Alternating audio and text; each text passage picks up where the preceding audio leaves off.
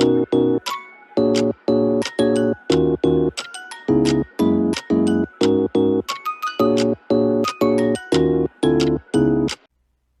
welcome back to Old Soul Podcast. My name is Bree, that's spelled B-R-E-I. Thanks so much. Today's film commentary is about the film Pretty in Pink. It was released in 1986 with a rating of PG-13 and a runtime of 1 hour and 37 minutes. The director of this film is Deutch, and the writer is Hughes. They've worked together previously with the film Some Kind of Wonderful, which allegedly is a alternative version of Pretty in Pink. If you know, you know. Okay, and I do want to talk about the fact that I am talking about Pretty in Pink, although as an adult, after I've watched this film, I feel differently about this film than I would have when I was a teenager. And I think a lot of that is just because there's certain things that didn't really age well, but I do think that there's still a lot of moments in this film that I really like, and I still think it can be enjoyable. I just like it in a different way as an adult, and I still don't like it as much as films like Some Kind of Wonderful and things like that. And I've also done a commentary about Some Kind of Wonderful, so you can go and listen to that too. Alright, so I'm gonna try to keep this one short, mostly just because I'm very tired right now, but I have to do this commentary, and I actually really do want to talk about Pretty in Pink, and I do enjoy, or did enjoy, a lot more of John Hughes films when I was younger, and now I'm just kind of going back to them and seeing how I feel about them now, so we'll see if I do more later. Okay, so my first major topic about Pretty in Pink that I noticed was the very obvious thing of social class. And this reoccurring theme of from different sides of the track. So our main character's name is Andie, followed by another character named Ducky and another character named Blane. And basically we follow the main character Andie as she is trying to deal with her father, who hasn't gotten over his wife, who was also Andie's mother, who left them just suddenly one day 3 years ago. And she's trying to deal with the bullies at her school and how she doesn't fit in simply because she is poor or less, has less money than they do. And they never let her forget it. And she's also trying to find her way in the world as a growing young woman. And she dabbles in design and makes her own, clothes, designs her own clothes, sews her own clothes. And some of that is because she doesn't have a lot of money, and a little bit of that is because she enjoys doing it and she's good at doing it. And then she has her own friends, one of her co-workers and another friend at school. And I think her friend's name, I have to find it. It's not a name that I can remember easily. Okay, her friend's name is Iona, but Iona's a lot older than her, so, like when you have a job and your coworker is a lot older than you, sort of that dynamic, but they get along great. And another friend that she had was a friend at school who I believe was just kind of like, having her back at school, and the bullies would harm her, and Andie would have her back too. So that's sort of an overview about Andie. I will talk about Ducky and Blane, but Andie is the main character. She's the one you root for. She's the one who, most of the time, we follow her perspective. So back to the different sides of the tracks. A lot of different social norms in terms of you're not popular, you're not cool, you don't have money, and you go to this school that apparently they had a really good education. Some people go there and they don't have as much money, and some people do have more money, and so there's that hierarchy that you even see in high school. The jocks hang out with the jocks, so on and so on. I think they even call the rich people Richies in the film, things like that. And then you have just that ongoing thing going on. And so the reason why I brought up the different sides of the track is because it's just constantly shown to us throughout the film. But the main reason is because Andie starts having a crush on this guy named Blane, who starts flirting with her. First, you kind of see him glancing at her a lot for a long time. Then you see him talking to her at her job at the record store, and he keeps lingering, and he comes back to talk to her. He eventually asks her out on a date. Even at school, he like types to her on the computer, but like the 80s versions of computers. And yeah, anyway, they start talking, but that causes a lot of friction within the social dynamic of the school. But they see a lot more friction from the people closest to them. So Ducky is Andie's close childhood friend who also has a huge crush on her. And I do think that Andie is aware of the crush because she goes to places like this specific club or whatever that Ducky's not allowed into, because most of the time he's like a gnat. He's always around her. He's super clingy.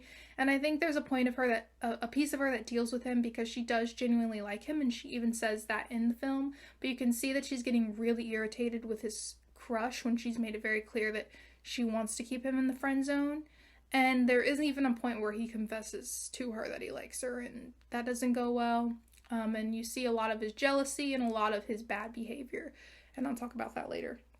And then Blane is the rich, handsome boy who his close friend's name is it Steph? I believe it's Steph. One second.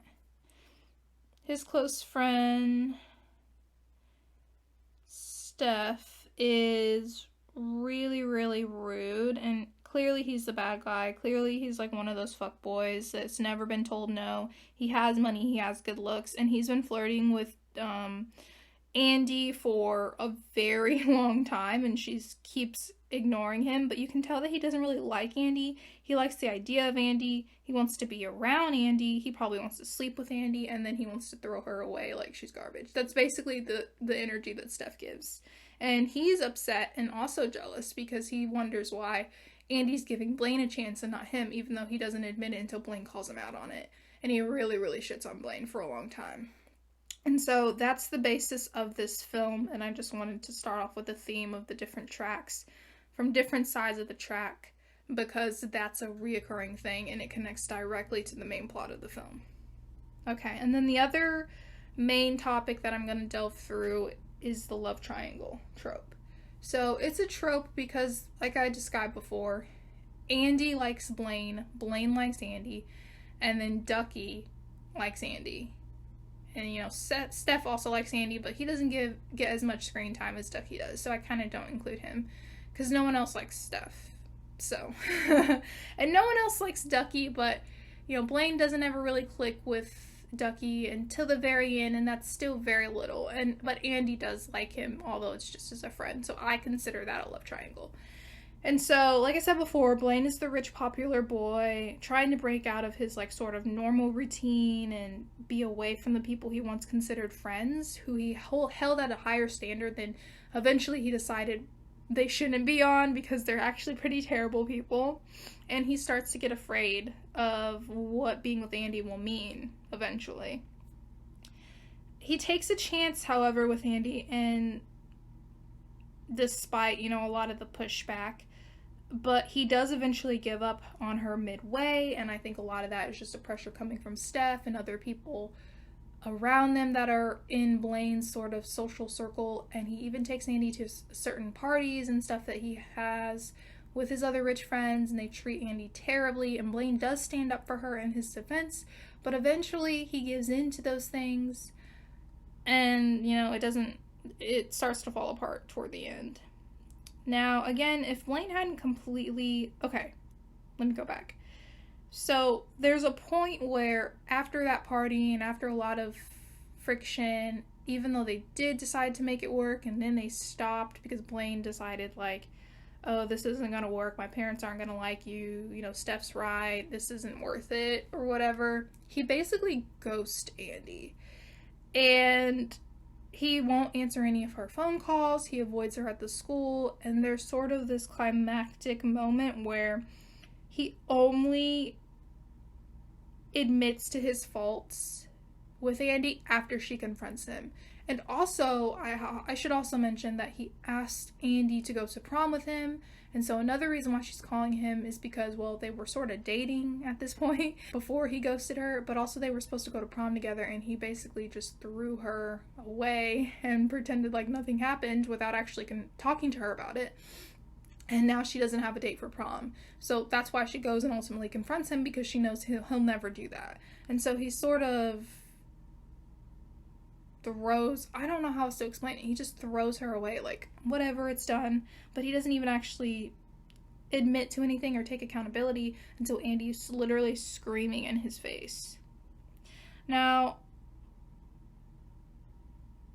I do think a lot of the reason why he does that is because of his pride and his ego, and because he's scared. And I do understand that the pressure of the social circles within high school can be very pressuring for young, impressionable teenagers, but I still don't think that it's okay that he did that. I do feel like that was very weak of him, especially since Andie is also, dealing with those same pressures, and they both agreed to deal with this. And again, he's allowed to change his mind, but you aren't allowed to change your mind and just flake on someone when they're depending on you, when they're meeting you halfway. You should at least take accountability and tell them to their face or over the phone. And he did neither one of those things. And that's why his ass got embarrassed in the hallway. As he should. Okay, and then we're going to Ducky.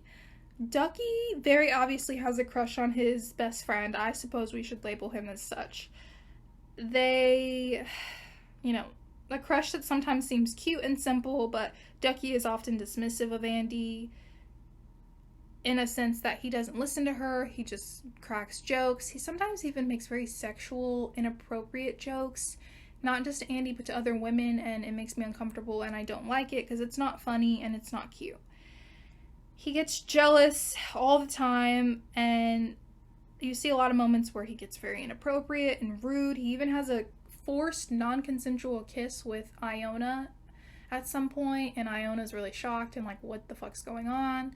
And also, she's so much older than him. I just really wish that Howard wouldn't have included that in the film at all.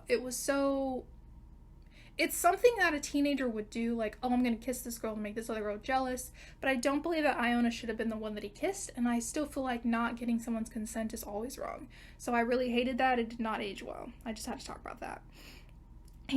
Ducky follows Andie around all the time. I mentioned this before, riding his bike around her house several times, more than several, but looking out at her window when she goes over Iona's house and stuff like that, waiting for her to the point that he's having full-on conversations with her dad, which sometimes can be kind of cute, but other times it's just like, dude, what are you doing? But even he admits that he lives to love or like Andie. And I do think that this is a thing about teenage boys, where some of their crushes can be cute, but when you start being possessive, stalking, and obsessive over a girl who's clearly made it clear that she does not want to be with you, that's a problem, and you need to figure out why your ego cannot accept it. I don't like it. Okay, so that's mostly what Ducky is. I think Ducky could be very relatable and likable, if not for the very clear boundaries he invades. I also think Ducky can be somewhat of a coded character. He likes women. I do feel like he is very flamboyant of a character. I know the style in the 80s can be very, out there in the hairstyles. So, yeah. In a way, I could see that. But either way, this is the route that Howard went with him. And it was the 80s. So, cool. Now, I want to talk about Andie again as this beautiful teenage girl who's trying to balance her school life, home life, her broken family, and lack of financial stability to a certain extent. Her dad won't go to work. She battles him about that. They even have a fight about why he can't let go of her mother, things like that. Very good scenes, by the way. While I also feel like she's trying to aim for a future that she wants and a boy she likes, which is Blane, who is on the other side of the tracks, or the better side of the tracks.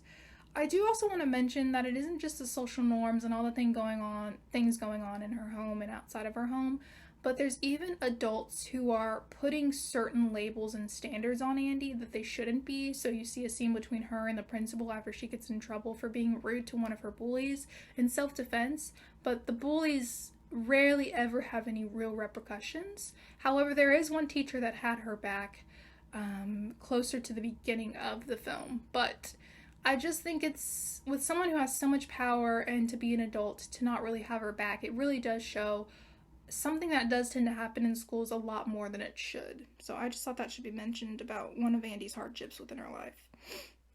And We talked about how Andie friend-zoned Ducky indefinitely. Well, mostly she did throughout the film, and he wasn't getting it. And then when she clearly was dating Blane, he got jealous, and they fought. And at some point, they made up, but only after she was like, "Hey, dude, we're friends. That's it." And in one way or another, not just like that, but still. And she had a few strong words with people, and Blane ultimately is the guy she gives a chance and likes, but quickly finds out that if things are going to work, they need to put aside their differences and pride and come together, which is a lot easier said than done, which we see again ultimately in the film. That doesn't play out great until the very, very end when she actually goes to prom by herself, which she does because Blane lied to her, and after she confronted him, she still wanted to go to the prom for herself. Again, having that agency, speaking up for herself. Ultimately, we're watching Andie balance her life with a clingy Ducky nearby. And as she's finding out who she is, who she wants to be, standing up for herself outside of the normal embarrassing things teenagers go through. She didn't want Blane to know where she lived for a while because she was embarrassed about that. Just things like that. But you do see her make mistakes and accept those mistakes and be sort of awkward and embarrassed. But she's still a very likable character because I never really see her go out of her way to harm anyone that isn't her standing up for herself. So I think that's why it's easy to root for Andie, because she is a very likable and decent human being. So some of my favorite scenes are basically anything that Andie is wearing. She literally has such a very cute pink wardrobe, but not always pink. I love the lace. I love that her white bedding, comforter on her bed is white lace. It's so cute. I know lace was a very popular thing in the 80s. The character of Andie is played by Molly Ringwald, who is honestly the it girl of the 80s, and she did a lot of films with John Hughes. Again, if you know, you know. If you don't, you're now finding out. Welcome to the club. And I absolutely loved all of her outfits, her pink lace vest. It's so cute. It fit her so well, her style, her energy, and her character. Just, I loved it. I loved it. Okay, and also her co-worker, Iona, had a really cool set of outfits. I wouldn't like them for myself in the way that I like Andie's outfits, but I still like the wigs that she tries on and her very excited, extroverted personality. I think she's quite lovely and I really like her. And then another one of my all-time favorite scenes from Pretty in Pink is the lip syncing that Ducky does to the Otis Redding song, Tenderness. It never gets old, even though Ducky is super annoying through a lot of the film. This part of the film just cracks me up. And Molly's just sort of blank stare, Andie's blank stare, played by Molly Ringwald, is so hilarious because I just envision her character actually being so annoyed with Ducky, but also so used to stuff like this because it seems like something Ducky would do. It just fit the film perfectly, and they're in a record store, so of course, why not let a song play? I just loved everything about that scene. I love it still. It's so great. And I think another thing that I really enjoyed was Andie and Blane's climactic fight near the lockers, where she basically tells him that he needs to tell her why he's not answering her calls and what are they going to do about prom, and she gets that out of him. I also liked her sort of face down confrontation intervention with her father. There's a scene, it's lovely, it's sad, it's funny, it's everything wrapped into one, and it's very realistic. Good acting with a solid cast. So basically my conclusion for this commentary is this is a film that I still really enjoy despite the dialogue that didn't age very well in some areas and some scenes and actions from characters that didn't age very well as well. And issues with that are mostly with Ducky's character, but not solely Ducky's character. I will say that I wish Andie hadn't picked either guy in the end. However, she ended up going to prom even though Blane had basically blown her off, which we talked about. She did that for herself. She faced Ducky after he confessed that he liked her, finally verbally said that, and made it clear that she didn't like him back. And I think that a lot of that is because she didn't see him as boyfriend material, and he just really had bad behavior in a way that wouldn't be attractive to anyone, I think. But eventually she made up with Ducky, and she did end up choosing Blane in the end. And I will say that the main reason why I wish that Andie would have walked out of prom with a smile and gone home after she had gone there for herself and not chosen Blane, although in the end, in this version, she did, right? And I say this version because Some Kind of Wonderful does have some sort of connection to this film as like a redo. What I've heard, I don't know if it's true, but I think it's true. And anyway, I don't think Ducky deserved Andie, and I don't think that Blane deserved Andie. I think Andie deserved to find someone better. And it isn't because I don't like a good romance, trust and believe, but I just feel like I want the characters to have good chemistry. I want them to be good for each other. And I talked about Blane and Ducky on sort of a personal, separate level, and the things that I did and didn't like about them, but I still didn't like them enough to be with Andie. But the ending is the ending, and it is what it is. Blane, you couldn't buy her, though. That's what's killing you, isn't it, Steph? That's it, Steph. She thinks you're shit, and deep down, you know she's right. Andie, I'm just gonna go in, walk out, and come home. Jack, who's her father. You sure? Andie, I just want to let them know that they didn't break me.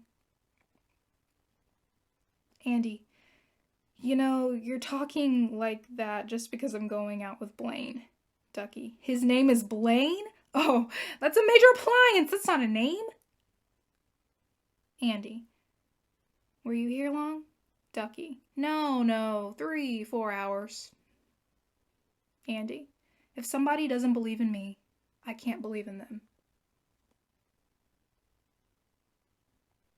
Thanks and have a great day. Bye. You're ashamed to be seen with me. You're ashamed to go out with me. You're